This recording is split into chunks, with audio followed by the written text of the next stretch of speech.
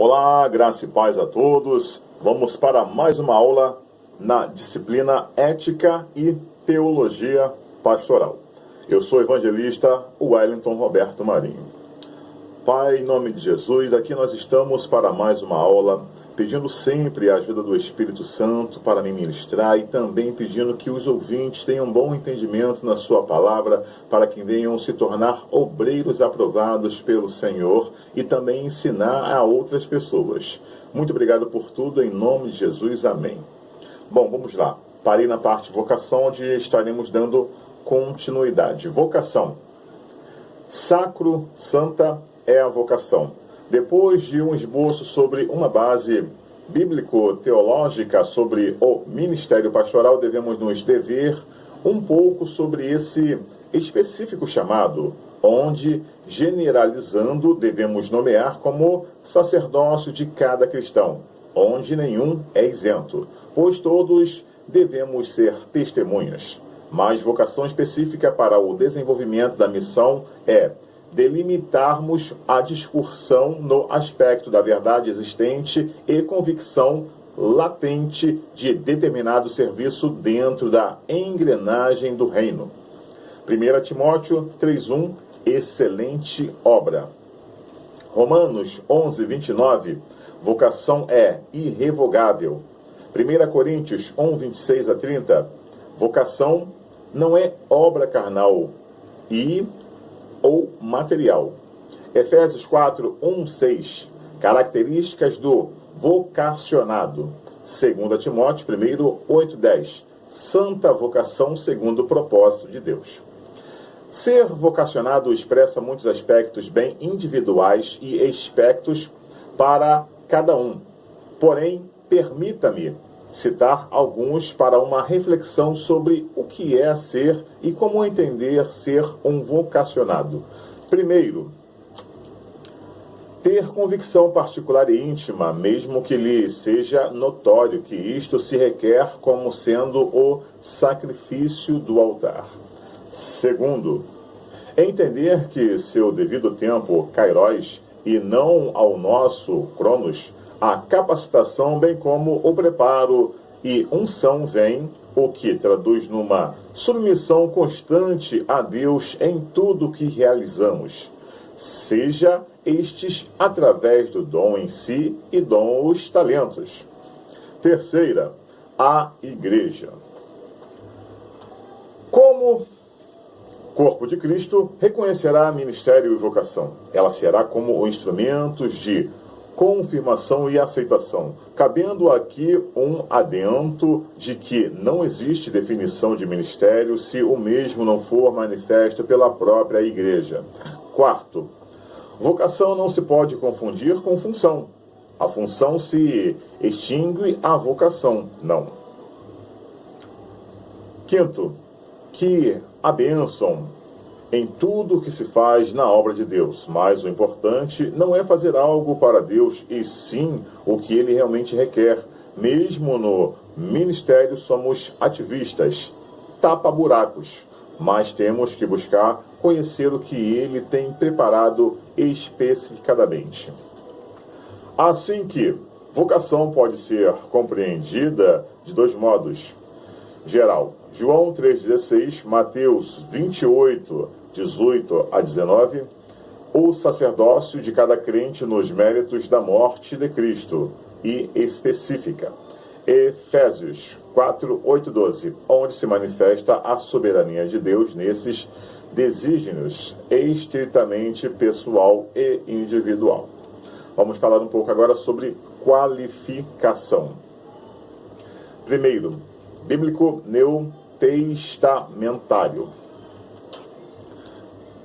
No Novo Testamento, vemos a eficácia do trabalho de estabelecimento da igreja, primeiramente por ocasião do mover do Espírito Santo em Pentecoste, na tarefa delegada à igreja da Missio Ecclesia, missão da igreja, manifestada na diversidade cultural presente naqueles dias.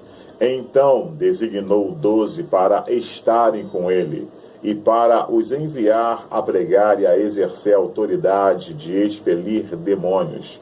Marcos capítulo 3, verso 13 e 14. O termo para, a fim de que, vem do grego ina e permite somente uma conclusão, o período que os discípulos passaram com Jesus e ele os enviou a pregar. Grego, proclamar. Mas o termo no Novo Testamento é discípulo. Literalmente é a pessoa que segue com a intenção de aprender. Era mais que um seguidor. Um aluno deixava sua casa, seus pais, parentes e se dedicava a absorver no cotidiano do rabi, ou seja, do mestre. Jesus basicamente tinha o seguinte projeto. Segundo a análise do hermeneuta, primeiro, nenhum discípulo deveria deixar e desfrutar da vida do mestre. Segundo, Jesus dava autoridade e responsabilidades. Terceiro, os discípulos foram instruídos sobre o reino, igreja e humildade. Em resumo, podemos ressaltar que os discípulos tivessem o caráter de Cristo. A liderança foi estabelecida de entre aqueles que aos pés do mestre estavam e, posteriormente, saindo fronteiras afora dos limites judaicos, iniciando por Barnabé numa visão da igreja para que os outros povos, posteriormente passado a Paulo, onde sistematiza seu trabalho na valorização do povo gentil convertido, no levante de liderança nativa e preparada, na edificação de igrejas em cidades estrategicamente pré-estabelecidas, na confirmação dos pastores, no zelo da correção, na supervisão. Segundo, qualificação formal. Ao contrário de uma secularização de nossa fé, o fator preparação é fundamental para o vocacionado. Hoje temos uma consciência da exigência do povo para o qual se prega. Mas, mais do que isto, é a capacidade de ser melhores do que somos para a edificação do reino de Deus. O inimigo, cada dia latente em nosso meio da reflexão teológica e a secularização da preparação dos obreiros e a elitização. Mas se faz necessário se ter o conhecimento. Errais em não conhecer as Escrituras, doutrina, e nem o poder de Deus. Unção. Preste bem atenção que isso é muito importante.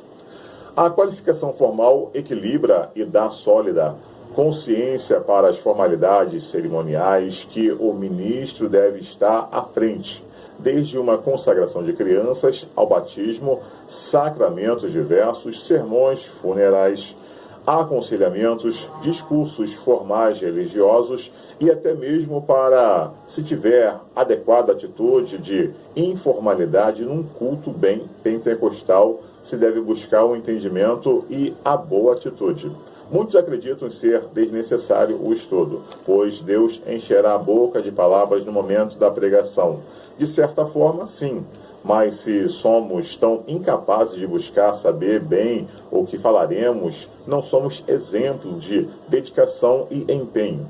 Um bom ministro deve saber manusear bem a palavra da verdade, não numa ótica ou cosmovisão simplesca, superficial, mas ética e verdadeira, mesmo quando desagradem os que têm como ouvintes. O compromisso de buscar saber e estudar não é vaidade ou outro tipo de glória particular. É compromisso com a obra dentro de uma visão ministerial apurada, recheada com humildade e soberania de Deus. Bom, vamos ficando por aqui.